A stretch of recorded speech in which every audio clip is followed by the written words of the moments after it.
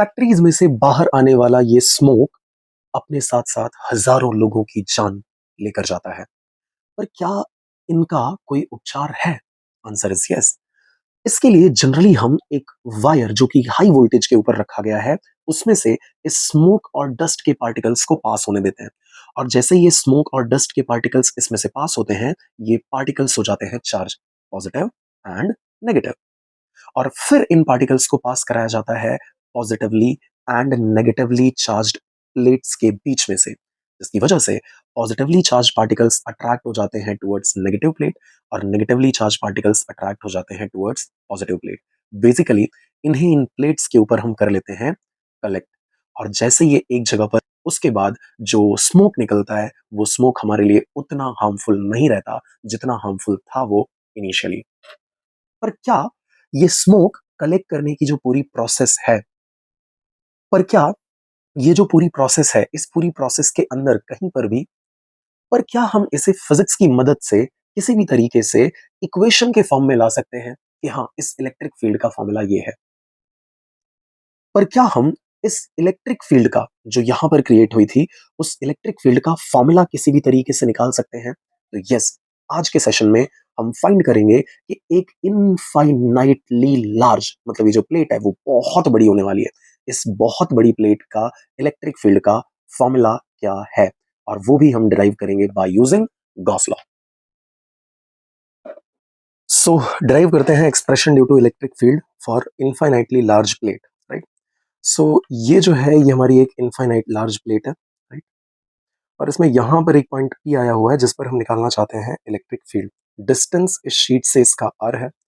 तो हमने एक सिलिंड्रिकल गॉसियन सरफेस अज्यूम की। गॉसियन सरफेस के लिए हमारे कुछ रूल्स थे, आई होप आपको याद होंगे। जिसमें पहला रूल था, ये उस पॉइंट में से पास होनी चाहिए जिस पॉइंट पर हमें फील्ड निकालना है। फॉलो हो रहा है?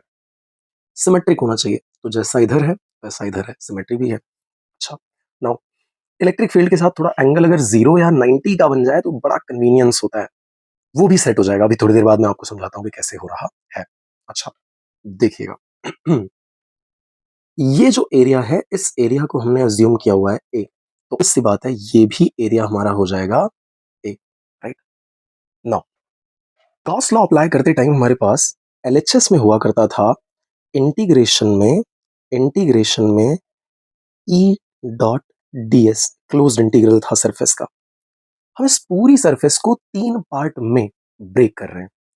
पहला पार्ट अगर आप ध्यान से देखोगे तो ये वाला सर्कुलर पार्ट है। दूसरा ये वाला सर्कुलर पार्ट है, this is first part, this is second part, and ये जो कर्व्ड पार्ट है, this is the third part, right? तो 3 पार्ट में हमने इसको ब्रेक कर दिया हुआ है, डिवाइड कर दिया हुआ है। फर्स्ट पार्ट जो कि सर्कुलर है, हमने लिखा E vector dot DS, plus दूसरा पार्ट जो कि अगेन सर्कुलर ही है, ई डॉट डीएस, प्लस इंटीग्रेशन ई डॉट डीएस, ये कर्व्ड पार्ट है, ध्यान रखिएगा इस बात का। एक चीज नोट करना, हमने इन जगहों पर ऐसा क्लोज लूप लगाया नहीं है। क्यों? क्योंकि ये पूरे क्लोज सरफेस को हमने इन 3 पार्ट्स के अंदर डिवाइड कर दिया है, तो अब दोबारा इन्हें क्लोज करने की जरूरत नहीं है। अच्छा, चलिए थोड़ा आगे की बात करते हैं, ध्यान से देखिएगा। इस पॉइंट के ऊपर पहली वाली सरफेस के लिए, ये जो पहली वाली सरफेस हमारी है, इस पहली वाली सरफेस के लिए इलेक्ट्रिक फील्ड, क्योंकि ये पॉजिटिव चार्जेस हैं, तो पॉजिटिव चार्ज के लिए फील्ड भी बाहर की तरफ और एरिया वेक्टर भी आउटवर्ड नॉर्मल होने की वजह से इस जगह पर फर्स्ट पार्ट के लिए थीटा आ गया 0। सेम गोज फॉर इस वाले सेक्शन के लिए, सेक्शन 2 के लिए फील्ड आएगी पॉजिटिव चार्ज होने की वजह से बाहर की ओर, राइट? बाहर की ओर, और एरिया वेक्टर भी आउटवर्ड नॉर्मल। तो इन दोनों के बीच का एंगल फिर से कितना हो गया? इन दोनों के बीच का एंगल फिर से कितना हो गया? 0 डिग्री। तो इस केस के लिए थीटा है 0, इस केस के लिए थीटा है 0, लेकिन यहां अगर आप देखोगे तो इलेक्ट्रिक फील्ड तो बाहर है, बट एरिया वेक्टर इस कर्व्ड सरफेस के लिए आउटवर्ड नॉर्मल, मतलब ऐसे जा रहा है। तो आउटवर्ड नॉर्मल और इलेक्ट्रिक फील्ड, इन दोनों के बीच का एंगल ध्यान से देखिएगा साहब, 90 डिग्री का है। यहां थीटा होने वाला है 90, यहां थीटा 0, यहां थीटा 0, बट इस केस के लिए थीटा कितना हो रहा है? 90 हो रहा है, खास ध्यान दीजिएगा। And this is curved part, right? Curved part के लिए थीटा हो रहा है 90, बाकी दोनों के लिए थीटा आ रहा है 0 डिग्री का। बहुत सही। थोड़ा सा इसको और हम एक्सपैंड करना स्टार्ट करते हैं, right? So this is going to be integration E D S cos 0। पहले बताया मैंने आपको कि पहले के लिए और दूसरे के लिए थीटा 0 है, तीसरे के लिए 90 है। और कैसे, वो भी समझा दिया है।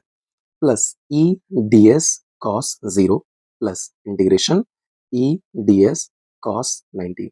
कॉस 90 की वैल्यू 0, इसलिए ये थर्ड टर्म पूरा का पूरा 0 हो गया। अब फर्स्ट और सेकंड टर्म को अगर आप ध्यान से देखोगे, तो जितना शीट से दूर ये है, उतना ही डिस्टेंस शीट का इस पॉइंट का भी है। Distance same, right. सिमेट्री की बात चल रही है, तो सिमेट्री होने की वजह से, डिस्टेंस सेम होने की वजह से दोनों की इलेक्ट्रिक फील्ड भी सेम हो जाएंगी। तो बेसिकली ये टर्म और ये टर्म सेम ही हो गए भाई। एरिया जो इसका था, एरिया जो इसका निकल करके आ रहा है, टोटल एरिया की बात कर रहा हूं, वही टोटल एरिया इसका भी निकल करके आएगा। तो टोटल एरिया सेम है। डिस्टेंस यहां से जितना पहले वाले पार्ट का है, उतना ही डिस्टेंस आ रहा है यहां से दूसरे वाले पार्ट का। कहने का मतलब ई सेम है, एरिया सेम है, तो we can write this and this same. और अगर ये सेम हो गए तो इसको हम लिख सकते हैं 2 इंटीग्रेशन में ई डी एस। और ई हमने निकाल लिया बाहर, सिमेट्री है तो इलेक्ट्रिक फील्ड कांस्टेंट, इंटीग्रेशन में आ गया डीएस। ऐसे छोटे छोटे छोटे छोटे छोटे छोटे एरिया का जब आप सम करोगे तो मिल जाएगा इस सर्कल का पूरा एरिया, जिसको हमने ले रखा है ए। सम किया, इंटीग्रेट किया, तो ये हमें मिल गया 2EA। इसको हमने बोला इक्वेशन नंबर 1, राइट। अच्छा, नाउ चार्ज कितना एनक्लोज हुआ है वो देखते हैं। हमने इसकी सरफेस चार्ज डेंसिटी ले रखी है सिग्मा। मतलब क्या हुआ, मतलब हुआ यूनिट एरिया में कितना चार्ज है, आंसर इज सिग्मा। अब देखिएगा, चार्ज कितना एनक्लोज हुआ है, कितना अंदर है सिलेंडर के लिए, वो हमें निकालना है। ध्यान देना बात के ऊपर, यही वो एरिया है जिसके अंदर चार्ज जो है वो सिलेंडर के अंदर बैठा हुआ है। इतने एरिया में जो चार्ज है वो सिलेंडर के अंदर का चार्ज है। और ये इतना एरिया कितना है, ये तो ऑलरेडी हमने लिख रखा हुआ है ए। अगर यूनिट एरिया में चार्ज आ रहा है सिग्मा, तो टेल मी ए एरिया में कितना चार्ज आएगा, आंसर इज सिग्मा टाइम्स ए। भाई अगर एक में सिग्मा है तो ए में कितना होगा, जैसे एक में अगर सिग्मा है, तो दो में कितना हो जाएगा 2 सिग्मा, तीन में कितना हो जाएगा 3 सिग्मा। तो हमने कहा ए जितने एरिया में कितना हुआ, तो ये बन गया सिग्मा टाइम्स ए। वही हमने यहाँ पे लिखा हुआ है। And this is charge inside, अंदर का टोटल चार्ज है। इसको हमने बोला इक्वेशन नंबर 1। और जैसे ये इक्वेशन नंबर 1 बोल रहे हैं, this is going to be equation number 2। By Gauss law we can compare E dot ds by Q inside upon epsilon naught. Compare कर देते हैं।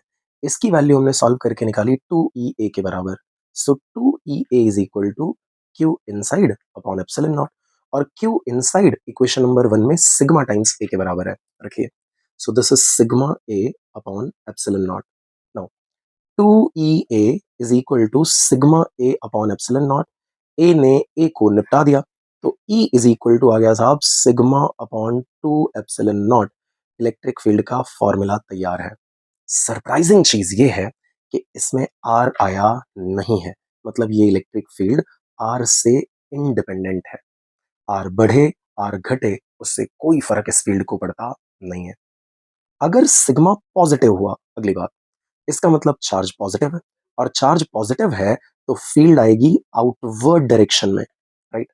और अगर सिग्मा हुआ negative, in that case charge हो जाएगा नेगेटिव। और अगर चार्ज हो गया नेगेटिव, तो इलेक्ट्रिक फील्ड आएगी इनवर्ड डायरेक्शन में। अगर हमसे पूछा गया what is the graph of electric field versus distance, electric field versus distance का ग्राफ, तो वाई एक्सिस के ऊपर हमने रख दिया है इलेक्ट्रिक फील्ड, और एक्स एक्सिस पर हमने रख दिया हुआ है distance. As you can see, electric field is independent of distance. तो हम सीधा ये ग्राफ कुछ ऐसे ड्रॉ कर सकते हैं, जिसमें इस वैल्यू को हम लिखेंगे सिग्मा अपॉन 2 एप्सिलॉन नॉट।